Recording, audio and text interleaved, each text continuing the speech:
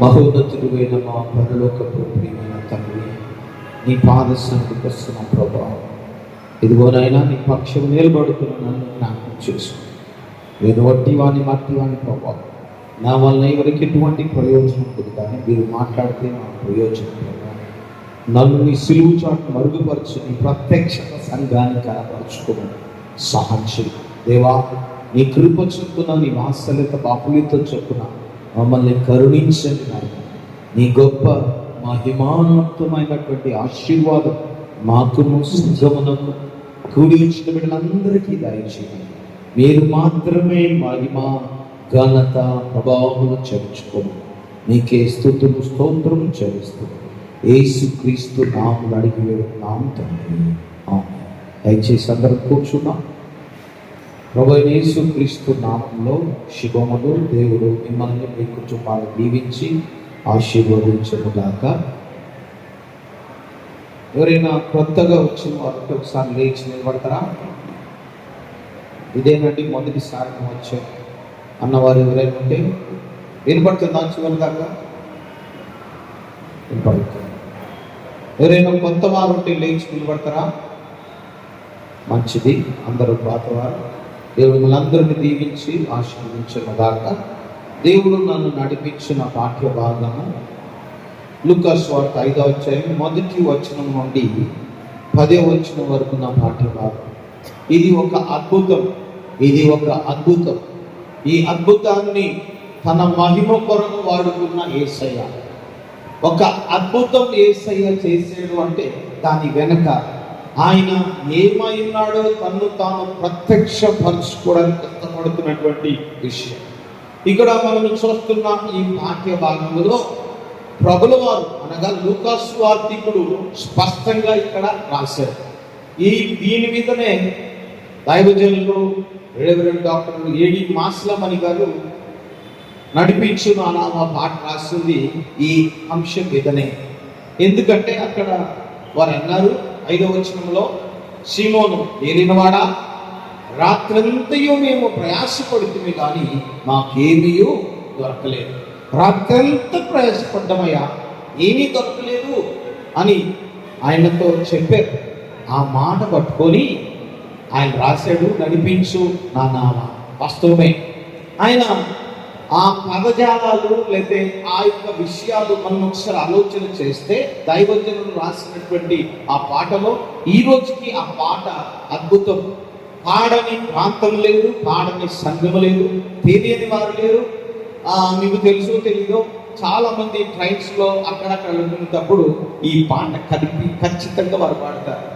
ఈ పాట చాలా మంది పాడతారు, అది నోటెడ్, మంచిది. ఈ 5వ అధ్యాయంలో కనపడుతున్నటువంటి ఈ యొక్క సందర్భాన్ని మనం ఒకసారి చూస్తే లూకా సువార్త 5వ అధ్యాయము ఒకసారి చదువుదామా? 1వ వచనం నుండి మనం చదివితే, జనసమూహము దేవుని వాక్యం వినుచు ఆయన మీద పడుచుండగా ఆయన గెన్నేసరెతు సరస్సు తీరమున నిలిచి ఆ సరస్సు తీరమున 2 దోణులను చూచెను. జాలరులు వాటిలో నుండి దిగి తమ వలలు కడుగుచుండేవి. ఆయన దోణులలో సీమోనుదైన ఒక దోణి ఎక్కి ధర నుండి కొంచెము త్రోయమని ఆయన అడిగి కూర్చుండి దోణిలో నుండి జన సమూహములకు బోధించు ఉండెను. ఆయన బోధించుట చాలించిన తర్వాత నీవు దోణిను లోతునకు నడిపించి చేపలు పట్టుటకు నీ వలలు వేయుడని సీమోనుతో చెప్పగా, సీమోను ఇది చిన్న సందర్భం. ఈ చిన్న సందర్భంలో మనకు కనబడుతుంది ఏంటంటే, ఆయన సరస్సు తీరమున నిలిచి ఉంటే జనసమూహం వచ్చారు. వారు వలలు కడుక్కుంటున్నారు. దోణిలో పెట్టి నన్ను కొంచెం లోతులోకి తీసుకెళ్ళండి, లేకపోతే నన్ను కొంచెం ఈ యొక్క ప్రజలకు దూరంగా తీసుకెళ్ళమని చెప్తే ఆయన ఆ సరస్సు తీరము నుండి వారికి అందరికీ బోధించాడు. నేను అనేది ఏంటంటే, ఈరోజు ఒక 100 మందికి లేకపోతే 200 మందికి ప్రీచింగ్ చేయాలి అంటే సౌండ్ సిస్టమ్ లేకపోతే నా వరకు నేను, ఎందుకంటే మా తమ్ముడి దగ్గర సౌండ్ సిస్టమ్ ఉంది కాబట్టి సౌండ్ సిస్టమ్ కొంచెం ఎఫెక్ట్ లేకపోతే నాకు మైండ్ ఆబ్సెంట్ అవుతుంది. కారణం ఏంటంటే బేస్ లేకుండా, టాపులు లేకుండా ఆ ప్యాటర్న్ నాకు బాగా అలవాటైంది. ఎందుకు ఈ మాట అంటానంటే, చిన్నదానికి కూడా కనీసం 2 పిన్స్ పెట్టుకొని మేము చిన్న చిన్న ఇవి కూడా నాటకాల కూడికలు కూడా మేము చేస్తాం. మా నాన్న ఆదరణ కూడికకు 4 పిన్స్ పెట్టాడు మా తమ్ముడు. 11 kV బయటకు వదిలేడు. అంటే చిన్న సౌండ్ సిస్టము కాంగ్రిగేషన్ తగినట్టు సౌండ్ సిస్టాన్ని మనం సెట్ చేసుకుంటూ ఉంటాం, వాస్తవమే. అయితే అక్కడ సౌండ్ సిస్టమ్ లేదు, ఏ విధమైనటువంటి పరిస్థితి లేదు. ఈయన సరస్సు తీరున ఉన్నాడు, జన సమూహం వచ్చి నిలబడితే ఈయన బోధించడం ప్రారంభించాడు. బోధించేటప్పుడు అభ్యంతరకరంగా ఉండగా ధోని ఎక్కి వారితో మాట్లాడడం మొదలుపెట్టాడు. ఈ ధోనిను ఆయన ఒక వేదికగా ఆయన వాడుకున్నాడు, ఒక పుల్పిట్గా ఆయన వాడుకున్న తర్వాత ఆయన బోధించి ఆయన సమస్తం అయిపోయిన తర్వాత ఆయన చాలించిన తర్వాత ఇక లోతులోకి నడిపించమని చెప్పాడు. నోరెత్తకుండా పేతురు గారు లోతులోకి నడిపించాడు. నోరు మాట్లాడకుండా ఆయన చెప్పినట్లు లోతులోకి నడిపించి, అయ్యా ఇప్పుడు మీరు చేపలు వేయడానికి మీ యొక్క వలలు వేయమంటే వారు అన్నారు, సీమోను లేనివాడా, రాత్రంతా మేము ప్రయాసపడితేవి కానీ మాకేమీ దొరకలేదు, అయినను నీ మాట చొప్పున వల వేతుమని ఆయనతో చెప్పి వారు అలాగు చేసి ఏముంది అక్కడ, వారు అలాగు చేసి విస్తారమైన చేపలు పట్టింది. చరిత్రకు విత్తు, ప్రకృతికి సృష్టికి విరుద్ధమైన కార్యం ఏంటంటే, రాత్రి పడకపోతే పగులు పడదు చేప. రాత్రి పూట ఎక్కువ వేటేసుకుంటారు. వేటకు వెళ్ళి నేను ఒక 2-3 సంవత్సరాలు 4 సంవత్సరాలు సముద్ర తీర ప్రాంత పరిచర్య నేను కూడా చేసిన. కొత్తపట్నం ప్రాంతంలో చాలా ఏరియాస్ నాకు తెలుసు. ఆ ప్రాంతంలో వారు సముద్రం మీదకి లేకపోతే ఆ నీటి మీదకి వెళ్ళేటువంటి జాలర్ను మనం అడిగితే మాకు రాత్రి బాగా పడతాయి. రాత్రి పూట వచ్చే ఆదాయం లేకపోతే ఆ వలలకు పడే చేపలు ఆ సంఖ్య నేను లెక్క పెట్టలేదు. కారణం ఏంటంటే, రాత్రి పూట ఒక గుంపు ప్రయాణమై వెళ్తాయి. ప్రయాణమై వెళ్ళేటువంటి ఆ గుంపుని వీరు పట్టి తీసుకొచ్చి వారు వలలో వేసుకొని వారు అమ్ముకుంటారు. ఇది వారి వ్యాపారం, వారి జీవనోపాధి. అలాగే పేతురు కూడా అంటున్నాడు, రాత్రంతా కష్టపడ్డామయ్యా, ఏ మాత్రం ప్రయోజనం లే. నువ్వు అనుకుంటున్నావు వేస్తే ఏమో దొరికిందని, ఏమో నాకు తెలియదు. అందుకని రాశాడు, రాత్రంతయు శ్రమ పడినా రాలేదు ప్రభు చెయ్యము, రహదారులు వెదకినను రాదాయను ప్రతిఫలము, రక్షించుని సిలువా రాణియలోతులను రతనాలను వెదకుటను రాజిల్లు నా పడవా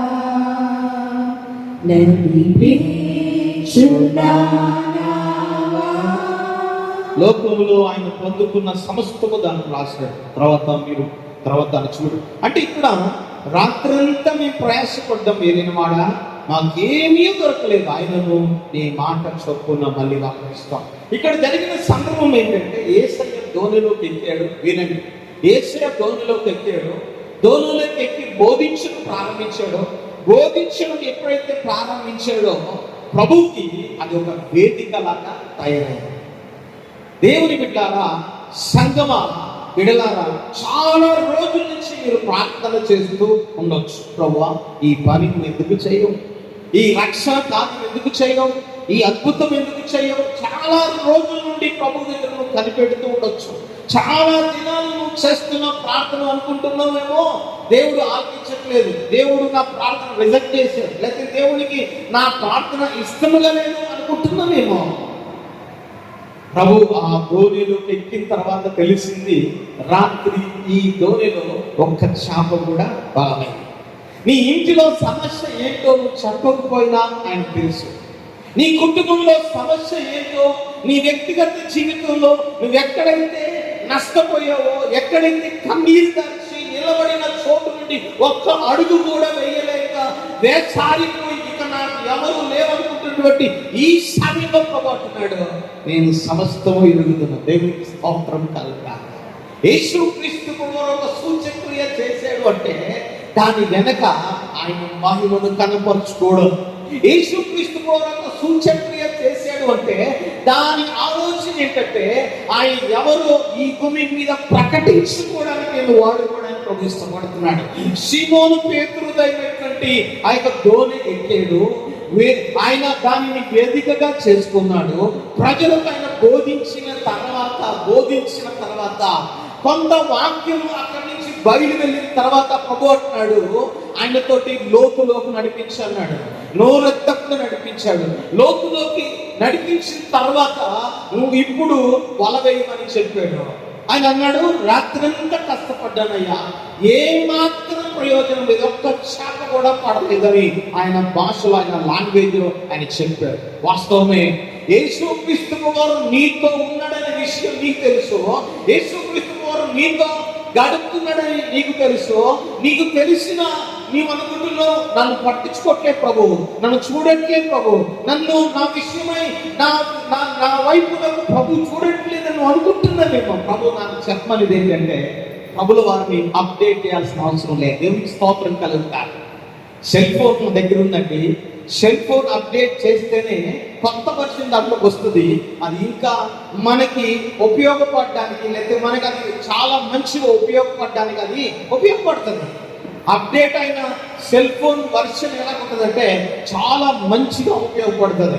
అప్డేట్ కాకుండా మనం అలాగే పెట్టుకున్నామంటే చాలా మంది సెల్ ఫోన్ చూసినా 7, 8 లేకపోతే 5 లేకపోతే 3, 4 అప్డేట్స్ అట్లాగే మిగిలిపోయింది. ఎందుకు మిగిలిపోయినాయి అంటే స్టోరేజ్ లేదండి అని చెప్తున్నారు. సరే, ఓకే, కొన్ని అరేంజ్ చేసుకుంటే అప్డేట్ అవుతుంది. కానీ ప్రభు దగ్గరికి వచ్చి, ప్రభువా నువ్వు ఏంటి ప్రభు చూడవా అంటే అప్డేట్ చేయమని ఆయన అడగాల్సిన అవసరము లేదు. నేనేమంటానంటే ఆయన ఏమంటాడు ఇక్కడ అంటే ఆయనకి చెప్పలే, సమస్య ఆయనకి చెప్పలే. మేము రాత్రంతా ప్రయాసపడ్డమైనా ఒక చేప కూడా దొరకలేదని ఆయనకు తెలుసు. ఆయనకు తెలిసిన ఆయన అంటున్నాడు, అయ్యా మీరు ఇప్పుడు వలలు వేయండి. చూడండి ప్రియమైన దేవుని బిడ్డలారా, ఒకటి ఆయన తన అనుకూలపరుచుకున్న ఆ యొక్క సరస్సు తీరమున ఆ దోణిని అనుకూలంగా మార్చుకున్నాడు. ఆయన వారితో చెప్తున్నాడు, ఇప్పుడు మీరు లోతునకు నడిపించమని చెప్తున్నాడు. ఆయన ఎప్పుడైతే ఆ మాట చెప్పాడో వెంటనే, అంటే యేసయ్య కొంతకాలం చూస్తాడు. ఒక వ్యక్తి జీవితంలో అద్భుతం జరగడానికి కొంత సమయాన్ని దేవుడు తీసుకుంటాడు. ఆ సమయం వరకు మనం నోరు చూసుకొని ప్రభు కొరకు మనం ఎదురు చూస్తూనే ఉండాలి ప్రభు దగ్గర. అందుకే ఆయన పేతురు భక్తుడు అంటాడు, మొదటి పేతురు భక్తుడు అంటాడు. మొదటి పేతురు పత్రిక రాస్తూ పేతురు భక్తుడు అంటాడు, ఆయన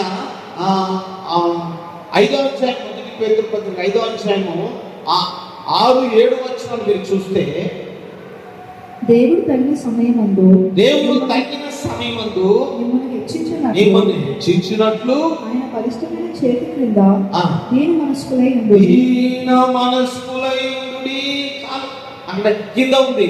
ఆయన మిమ్మల్ని చింతించినాడు కనుక మీ చింత యావత్తు ఆయన మీద నిబ్బరమైన బుద్ధి గలవారై మెలుకువగా ఉండి మీ విరోధి యొక్క అపవాదిని గర్జించుకోవాలని ఎవరిని మిరుగుదుమా అని ఎదురు చూచు తిరుగుచున్నాడు అని అక్కడ హెచ్చరించాడు పౌరు భక్తుడు. ఈ యొక్క పేతురు భక్తుని యొక్క ఆలోచన ఏంటంటే ఆయన నీ పట్ల కనికరం చూపాలని ఎదురు చూస్తున్నాడు. ఆయన సమయం కొరకు ఎదురు చూస్తున్నాడు. ఎప్పుడు నీ జీవితంలో అద్భుతం చేయాలి సమయాన్ని చూస్తాడు ఆయన. ఎందుకంటే ఆ సమయం వరకు ఆయన కనిపెట్టుకొని ఉంటాడు. ఎందుకంటే సమయ పాలన ఆయనకు మాత్రమే తెలుసు, మనకు తెలియదు. నేను కూడా ఈరోజు 7:05 వచ్చిన 7:09 నేను ప్రార్థన ప్రారంభించిన, క్షమించమని అడిగిన. ఎందుకు అంటే 7 గంటలకే ప్రభు నాకంటే ముందుగా ఇక్కడికి వచ్చాను. ప్రకటించిన నేను కూడా లేకపోతే ప్రభు ఏమంటే బుద్ధి లేనుడా, నాకు సమయం పాలన ఆయన తెలుసు.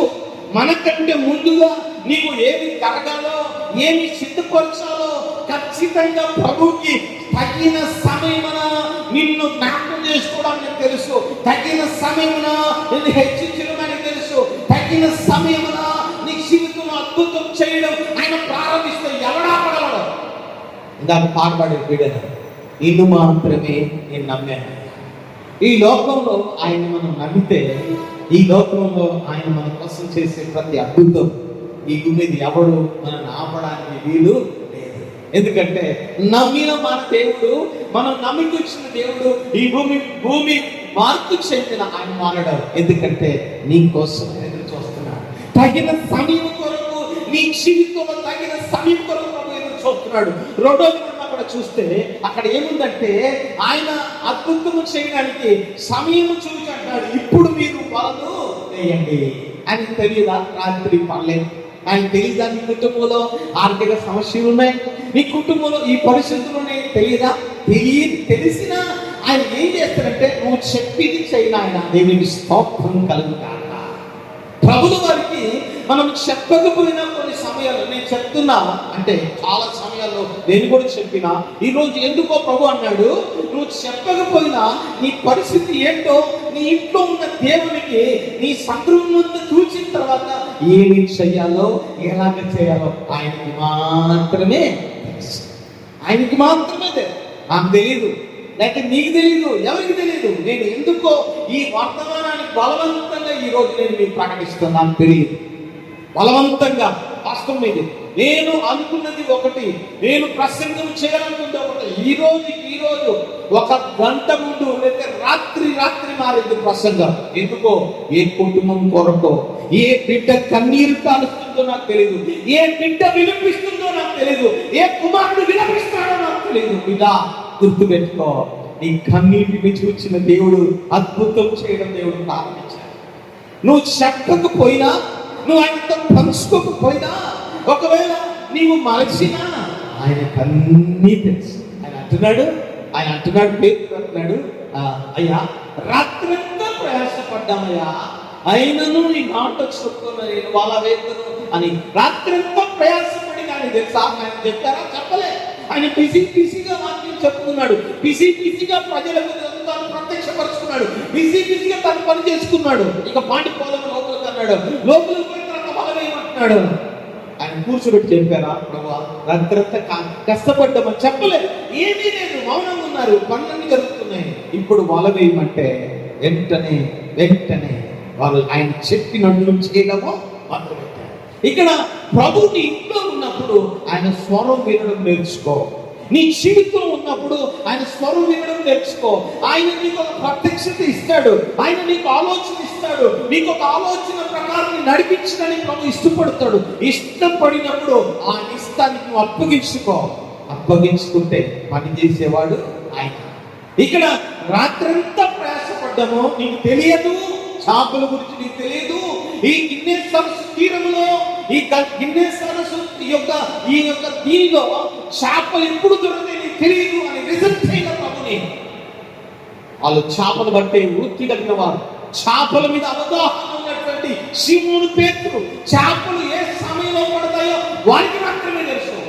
నేను కొన్నిసార్లు వారికి ఫోన్ చేస్తే, నాకు ఒక ఫ్రెండ్ ఉన్నాడు, నేను ఆ బిడ్డ ఆ సముద్రం వెళ్ళి రాత్రుల్లో మధ్యాహ్నం పూట ఎప్పుడెప్పుడో ప్రార్థన చేస్తూ ఉంటా. ఎప్పుడైనా నేను ప్రార్థన చేస్తే రాత్రి 2 గంటలకు వెళ్ళామన్నా ఏడొచ్చింది, నా వల్ల కాదంట.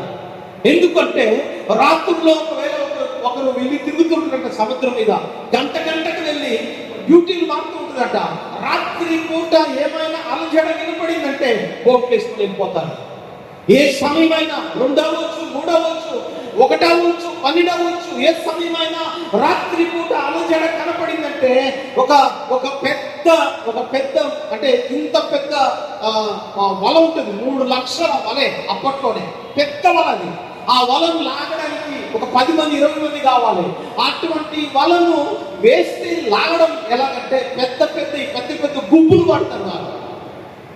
రాత్రంతా మేము ప్రయాసపడ్డాము, ఒక్కటి కూడా దొరకలే. నీకు తెలియదని ప్రభు ఉచితమైన సలహాలు అక్కడేమి ఇవ్వలే, ఉచితమైన సలహాలేమి ఇవ్వలే.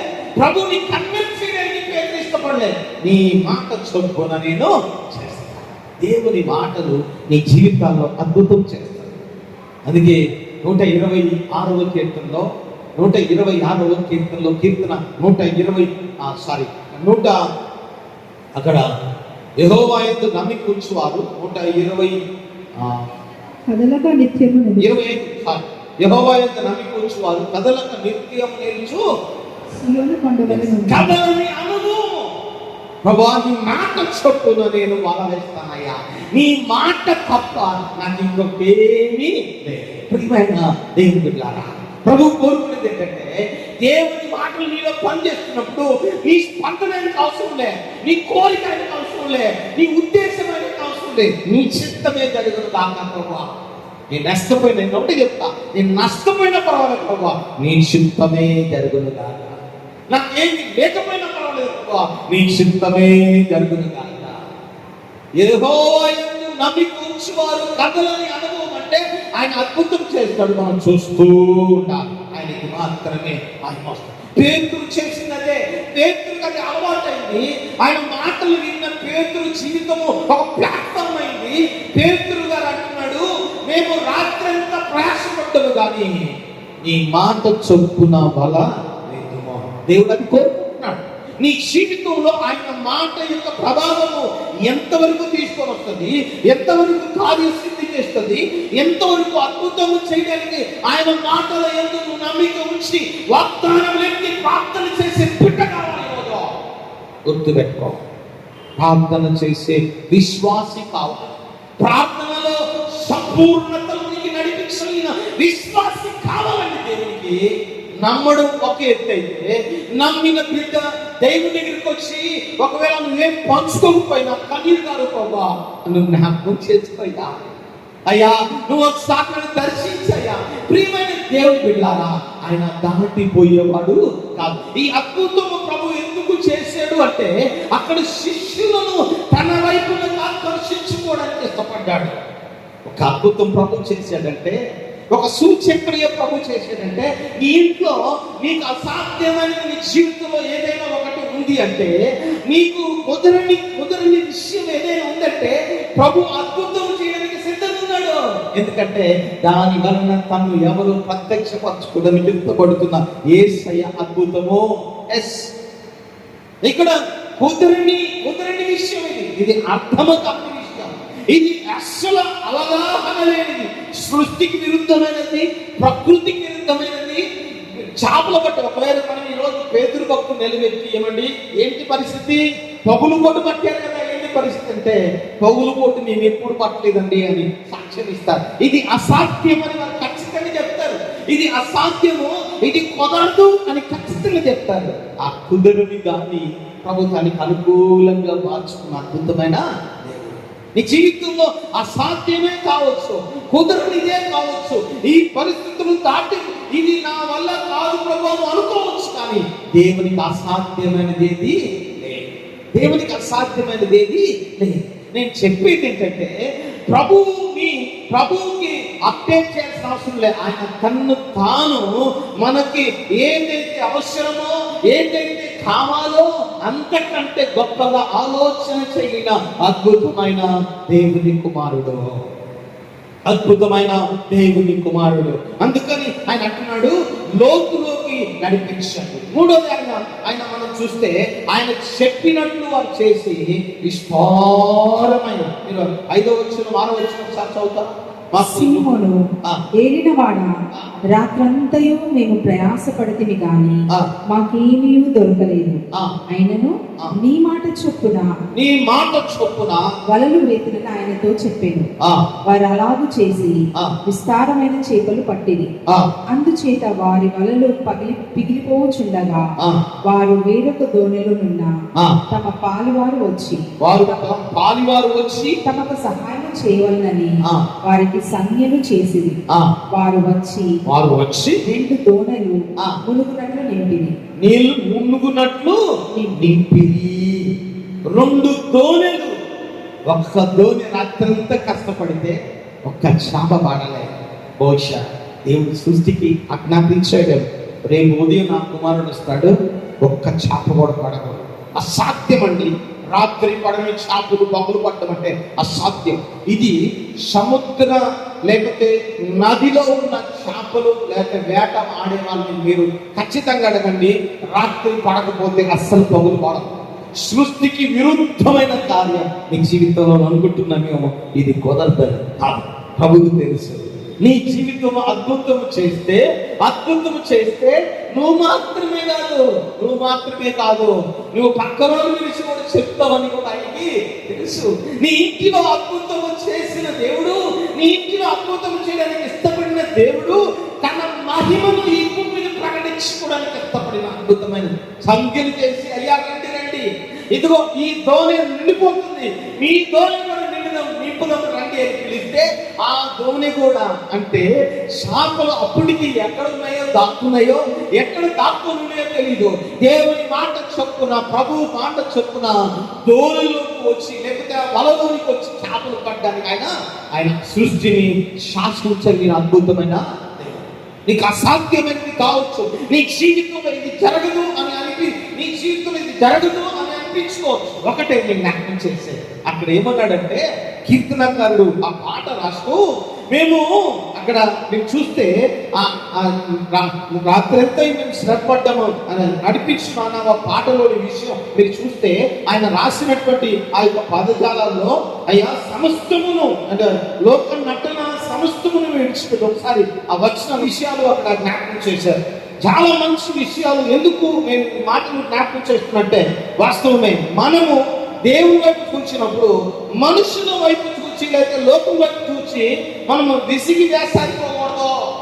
లోకాన్ని ఎప్పుడైతే మనం విడిచిపెడతామో, లోక సంబంధమైన విషయంలో ఎప్పుడైతే ప్రభు వైపు చూడడానికి మనం ఇష్టపడతామో ఖచ్చితంగా ప్రభు మనల్ని జ్ఞాపకం చేసుకుంటాడు. ఖచ్చితంగా లేకపోతే దేవునితో సంబంధం లేనిది దాంట్లో లేదు. లోకంలో ఉన్న సమస్తము అన్ని అనుభవించానయ్యా, ఏమీ లేదు. వాస్తవమే, నీ మాట నేను నమ్మేనయ్యా అంటే ఆయన మాట మనం ఎప్పుడైతే నమ్ముతామో, ఆయన మాటలు ఎప్పుడైతే మన హృదయంలో పనిచేయడం మొదలవుతుందో సమస్తము తనకు అనుకూలంగా మార్చుకోగిన అద్భుతమైన దేవుడు. అందుకని వారు అలాగూ చేసి విస్తారమైన చేపలు పట్టారట. ఎలాగూ చేశారంటే ఆయన చెప్పినట్లు ఆయన స్వరం విన్నప్పుడు లోకం వైపు చూడకూడదు. ఆయన స్వరం విన్నప్పుడు ఆయనతో మనం ఎప్పుడైతే సమాధాన పడి ఆయన వైపు ఎప్పుడైతే మనం చూస్తామో ఖచ్చితంగా ఆయన చెప్పింది మన జీవితంలో జరగడం మొదలవుతుంది. ఆ సూచనలు నీ జీవితంలో మొదలైనప్పుడు ఆయన సరెండర్ అయితే ఖచ్చితంగా అద్భుతం ఆయన స్వాధీనంలో చేసుకుంటాడు. ఆయన చాలా మంది జీవితాల్లో ఒక చిన్న అద్భుతం చేస్తాడు. ఒక చిన్న అద్భుతం చేయడానికి కావాలంటే, ప్రభా నీకు తెలియదే, ప్రభా నీకు తెలియదులేదయ్యా, నువ్వు బోధించగలవే కానీ నువ్వు సముద్రంలో ఉన్న చేపల సంగతి లేతే ఇన్ని సరస్సు తీరంలో ఉన్నటువంటి చేపల సంగతి నీకేం తెలుసు అని ప్రభుకు ఉచితమైన సలహాలు ఏమి ఇవ్వలే. ఆయన చెప్పినట్లు చేయడానికి ఇష్టపడ్డారు. ఆ చెప్పింది చేయడం ఎప్పుడైతే ప్రారంభించారో, ప్రభువు ఏదైతే చేయమన్నాడో దాన్ని చేయడం ప్రారంభించగానే అద్భుతం ప్రారంభించబడింది. మీరు అక్కడ చూస్తున్న ఆ భాగంలో అక్కడ ఏముందంటే ఖచ్చితంగా అక్కడ ఏముందంటే వారితో పాటు కొంతమందిని పిలుచుకొని 2 దోణిలు మిగులున్నట్లు లేదా నిండునట్లు వారు చాపబడ్డారట. 2 దోణెలు చాలా ఆదాయం వచ్చింది. అందుకని మీరు అక్కడ చూస్తే 5వ అధ్యాయము చివరి 11వ వచనంలో అక్కడ సమస్తమును విడిచిపెట్టి ఆయనను వెంబడించాడు. సమస్తమును విడిచిపెట్టి ఏమి వద్దయ్యా ఈ లోకంలో నీవు నాతో ఉంటే చాలు. ప్రియమైన దేవుని సంగమా, ప్రభు కోరుకునేది ఏంటంటే నిన్ను ఆయన నీ కుటుంబంలోకి వచ్చాడు, నీకు రక్షణ ఇచ్చాడు, నువ్వు ప్రభుతో కొనసాగుతున్నావు, నువ్వు అనుకుంటున్నావు నువ్వు నన్ను ప్రభు చూడట్లేదు, నన్ను పట్టించుకోవట్లేదు, నా జీవితంలో అద్భుతం చేయట్లేదు నువ్వు అనుకుంటున్నావు. నువ్వు అనుకునే కొలది నేను సాతనుడు ఇంకా దిగజారుతున్నాడు. ప్రభు చూడు, ప్రభు నేను నమ్ముతున్నానయ్యా, అద్భుతం చేయి. నీ వైపు చూస్తున్నానయ్యా, అద్భుతం చేయి. నీ మాట చొప్పున నేను చేస్తానయ్యా, అద్భుతం చేయి. ఇది ఎప్పుడైతే మనం చేయడానికి ఇష్టపడతామో, ఇది ఎప్పుడైతే మన జీవితంలో జరుగుతుందో, ఎక్కడైతే అద్భుతం జరగలేదో అక్కడి నుంచి దేవుడు ప్రారంభం చేయడం మొదలు పెడతాడు. మీకు ఒక చిన్న విషయాన్ని జ్ఞాపకం చేస్తాను. ఆదికాండం 4వ అధ్యాయంలో ఒక చిన్న సంఘటన ఉంది. ఆదికాండం 4వ అధ్యాయంలో ఒక చిన్న సంఘటన ఉంది. అది చెప్పి నేను ముగింపులోకి వస్తాను. 4వ అధ్యాయము 25వ వచనము 26వ వచనం ఒకసారి చదువుదామా? ఆదికాండము ఆదాము మరలా తన భార్యను కూడినప్పుడు ఆమె కుమారుని కని కయ్యేను చంపిన హేబేలునకు ప్రతిగా దేవుడు నాకు మరి ఒక సంతానము నియమించినను అతనికి షేతు అని పేరు పెట్టాను. మరియు షేతునకు కూడా కుమారుడు పుట్టెను. షేతునకు కూడా కుమారుడు పుట్టెను. అతనికి ఏనోషు అని పేరు పెట్టాను. అప్పుడు యెహోవా నామమున ప్రార్థన చేయక ఆరంభమైనది. ఆదాము వంశావళి గ్రంథం ఇదే. చాలు. అక్కడ మీరు చూస్తున్న ఈ భాగంలో అప్పటి వరకు ప్రార్థన లేదు. ఎందుకు లేదు అంటే కయ్యూను వల్ల నష్టపోయేవారు. కయ్యూను హేబేలును చంపిన తర్వాత దేవునితో సాంగత్యం లేదు, దుష్టత్వం ప్రారంభించబడింది, దేవునితో సంబంధం లేదు. దేవునితో సంబంధం లేని జన సమూహంగా కొనసాగుతుంటే షేతును దేవుడు ఇచ్చాడు. షేతు పుట్టిన తర్వాత ప్రార్థన ప్రారంభించబడింది. షేతు కుమారుడైనటువంటి ఆ యొక్క ఎనోషు పుట్టిన తర్వాత ఇంకా పూర్తిగా ఎప్పుడైతే అంటే ఎక్కడైతే వారు ఆ యొక్క మీరు కయ్యూను ఎప్పుడైతే తిరుగుబాటు చేశాడో, కయ్యూను ఎప్పుడైతే వ్యతిరేకంగా నడుచుకున్నాడో దేవుడు తోసేశాడు. ప్రార్థన దేవునికి మనిషికి ఎడబాటు వచ్చింది, లోటు వచ్చింది. దేవుడు మాట్లాడటం లేదు. దేవుని యొక్క మాటలు లేవు, దేవుని యొక్క ఉద్దేశాలు లేవు, దేవుని మీద ఆధారపడటం లేదు. అని ఎప్పుడైతే ప్రార్థన ప్రారంభించబడిందో, ఈ తరము వారు ఎప్పుడైతే దేవుని చుట్టూ మొదలు పెట్టారో అద్భుతం చేయడం దేవుడు మొదలు పెట్టాడు. అద్భుతం ఎప్పుడైతే జరగడం మొదలు పెట్టిందో వారు ఎనోషు అంటే బలహీనుడు అంట.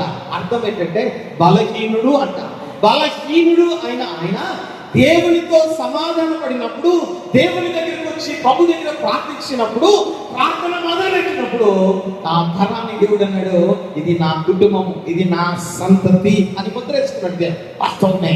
నీ ప్రార్థనలు ఒకవేళ నువ్వు అపజయం పొంది ఉండొచ్చు, అవమానాలు పొంది ఉండొచ్చు. ఒకవేళ నువ్వు ఈ లోక సంబంధమైన విషయాల్లో చాలా దీంట్లో 3 విషయాలు అంటే ఈ యొక్క కయ్యూను, ఈ యొక్క షేతు లేదా ఎనోషు విషయంలో 3 విషయాలు. ఒకటి, ఆధారం లేనప్పుడు వారు ప్రార్థన ప్రారంభించారు. ఆ ఆధారం ఎప్పుడైతే కోల్పోయిందో ఆ ప్రార్థన నుంచి దేవుడు గొప్ప కార్యం చేయడం మొదలు పెట్టాడు. ఆ ప్రార్థన ఎప్పుడైతే మొదలైందో వారి చుట్టూ ఒక ప్రాకారంలా రక్షణ దేవుడు ఇచ్చాడు. ఆ రక్షణతో యెహోవా నామమున ప్రార్థన చేయడము జన సమూహంలో ఇచ్చారు. ఎక్కడైతే ప్రార్థన ఉంటుందో దేవుని యొక్క సహాయం అక్కడ జరుగుతుంది. ఇక్కడ ప్రార్థన కొరకు ఈ యొక్క ప్రభుల వారు బోధించి అయిపోయిన తర్వాత వారి జీవితంలో అసాధ్యమైన కార్యం సాధ్యపరచడానికి ప్రభు ఇష్టపడ్డాడు. ప్రార్థన ఉన్న చోటు అద్భుతం చేయడం ప్రారంభిస్తాడు.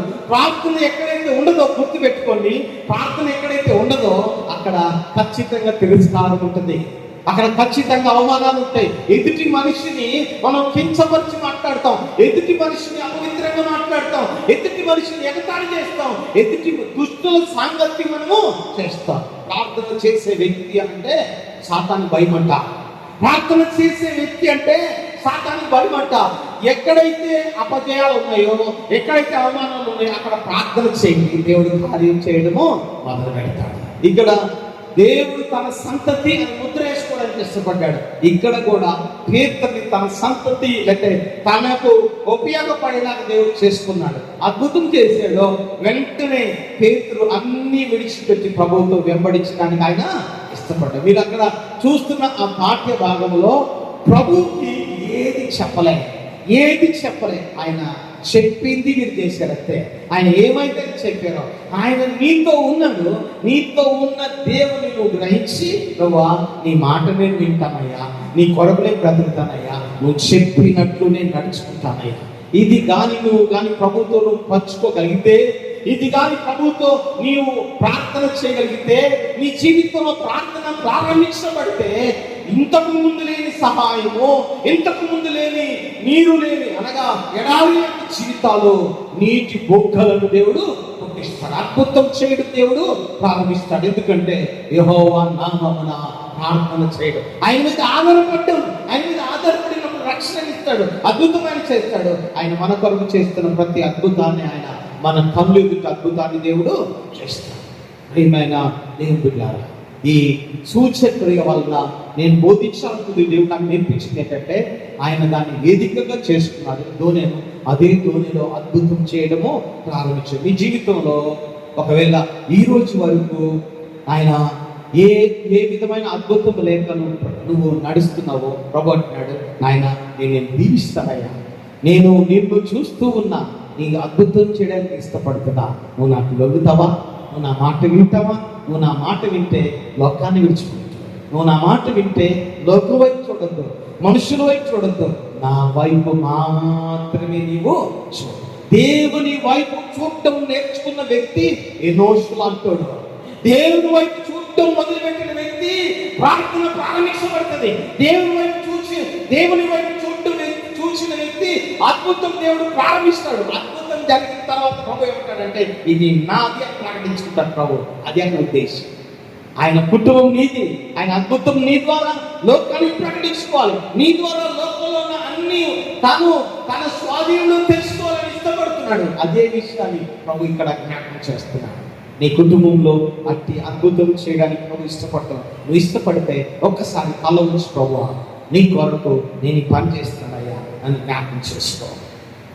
నేను మాత్రమే నమ్మేనయ్యా, ఒకసారి వచ్చిన నేను మాత్రమే నమ్మేనయ్యా, అది ఒక్కసారి వచ్చిన. అందరం లేచి నిలబడ్డాం ప్రభు దగ్గర.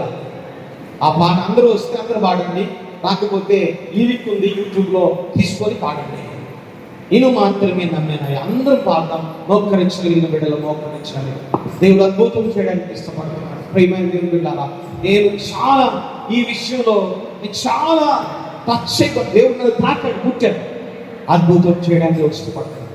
దేవుడు అద్భుతం చేయడానికి ఇష్టపడుతున్నాడు. నువ్వు ఇష్టపడితే ప్రభా నీ చేతులకి నా జీవితాన్ని అప్పగించుకుంటానయ్యా, నీ చేతులకు నా జీవితాన్ని అప్పగించుకుంటానయ్యా. నీకు అసాధ్యమైనది భూమి ఏది లేదు నాయన. నీ చేతులు నా జీవితాన్ని అప్పగించుకుంటా. నీవు తప్పని రక్షించువాలేదు, నీవు తప్పని రక్షించువాలేదు. నేను నిన్ను నమ్మేనయ్యా అని ఒక్కసారి జ్ఞాపకం చేస్తావు. నీవు నా రక్షకుడు, నువ్వు నా దేవుడు. ఏదైతే కుదరదని అనుకుంటున్నావో, ఏదైతే అవమానం అని అనుకుంటున్నావో, ఏదైతే తలముక్కులు అనుకుంటున్నావో, అక్కడి నుంచి దేవుడు లేపడానికి ఇష్టపడుతున్నాడు. అక్కడి నుంచి దేవుడు అద్భుతం చేయడానికి ఇష్టపడుతున్నాడు. అక్కడి నుంచి దేవుడు తన సూచక్రియ జరిగించుకోవడానికి, అద్భుత కార్యం చేసి నేను అద్భుతంగా సృష్టించడానికి ఆయన ఇష్టపడుతున్నాడు.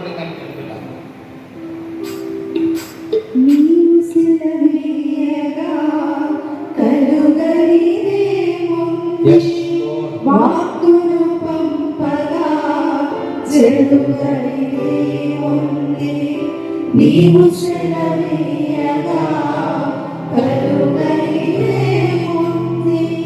వాక్కును పంపగా జరుగుతది ఉంది, సకలము నీవేనయ్యా.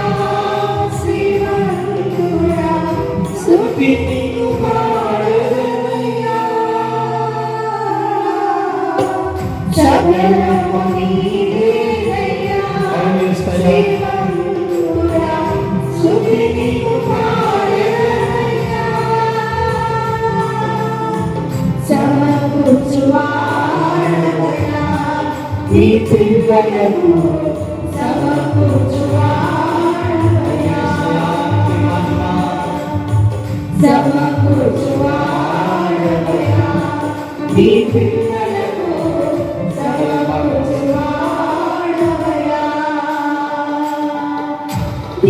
మాత్రమే నేనమ్మానయ్యా, నీవు మాత్రమే నా ధైర్యం యేసయ్యా, నీవు మాత్రమే నేనమ్మానయ్యా, నీవు మాత్రమే నా ధైర్యం యేసయ్యా. నా ముందు నీవుండగా ఎదురొచ్చువాడెవరు,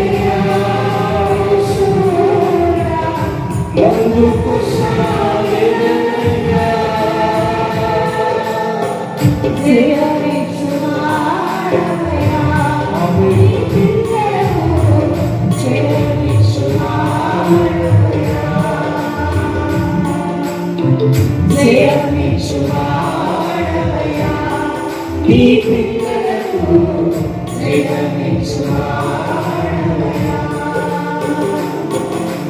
నీవు మాత్రమే నేనమ్మానయ్యా, నీవు మాత్రమే నా ధైర్యం యేసయ్యా, నీవు మాత్రమే నేనమ్మానయ్యా, నీవు మాత్రమే నా ధైర్యం యేసయ్యా. నీ రామువలే నడిపించును, నా సిరులన్నిటినీ సరిచేయును. నీ రామువలే నడిపించును, నా సిరులన్నిటినీ సరిచేయును. కృప చూపువాడవయ్యా, నీ పిల్లలకు కృప చూపువాడవయ్యా, కృప చూపువాడవయ్యా, నీ పిల్లలకు కృప చూపువాడవయ్యా.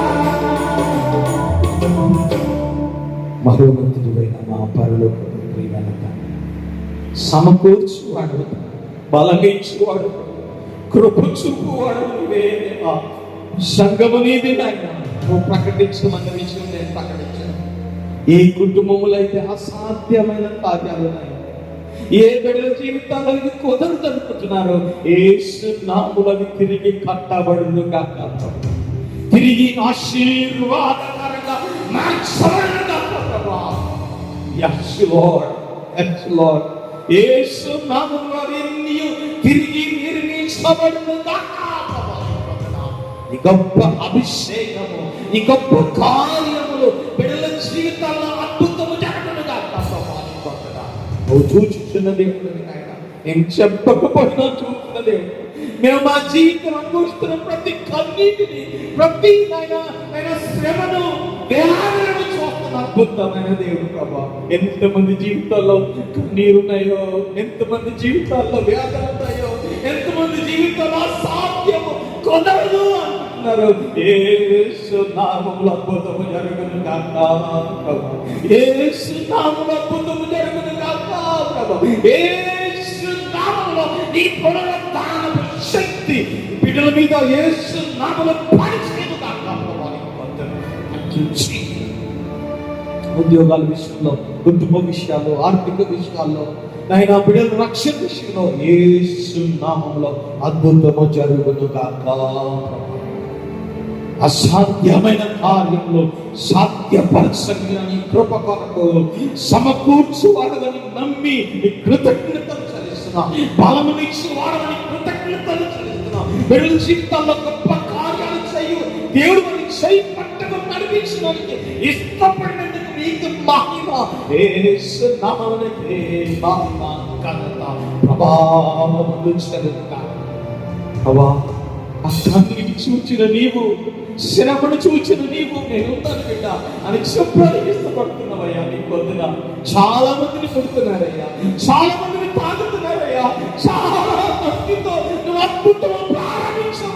ఈ రాత్రి నీ యొక్క ఈ దినమున నీకు వందనాలు, నీకు మహిమ. రాత్రంతా ప్రయాసపడ్డారు కానీ ఏమీ పట్లే.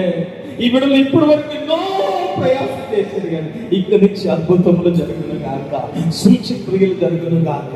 నీ అద్భుత కార్యములు బిడ్డల జీవితాల్లో యేసు నామములో జరుగును గాక. నీకే మహిమ, ఘనత, ప్రభావములు చూపిస్తాను. సమస్త మహిమ, ఘనత నీ నామానికి చూపిస్తాను. ప్రతి బిడ్డ తల మీద చేతులుంచి మీరు ప్రార్థించినందుకు, మీరు విడుదల ఇచ్చినందుకు, కృపనిచ్చినందుకు, ఆశీర్వాదం ఇచ్చినందుకు, క్షేమం ఇచ్చినందుకు, సమాధానం ఇచ్చినందుకు, శ్రమను తొలగించినందుకు, అద్భుతాన్ని సృష్టించినందుకు మీకు మహిమ, నీకు మహిమ. 2 దోణల నిండా పట్టే 2 అంతల ఆశీర్వాదములు నీ బిడ్డల జీవితాల్లో పొందుకుందురు కాక. 2 అంతల దీవెనలు నీ బిడ్డల జీవితాల్లో అనుభవించుదురు కాక. 2 అంతల ఆశీర్వాదములు నీ కృపతో నీ బిడ్డల జీవితాల్లో అనుభవంలోనికి వచ్చిన కాక. నీ కృపా క్షేమములు దయచు సామర్థ్యం నీవు ఇచ్చిన ఈ మాటలు కొరకు నిరీక్షణ నడిపింపు కొరకు సమస్త మహిమ ఘనత మీ నామానికి చెల్లిస్తూ యేసు క్రీస్తు నామములో అడిగి వేడుకున్నాము.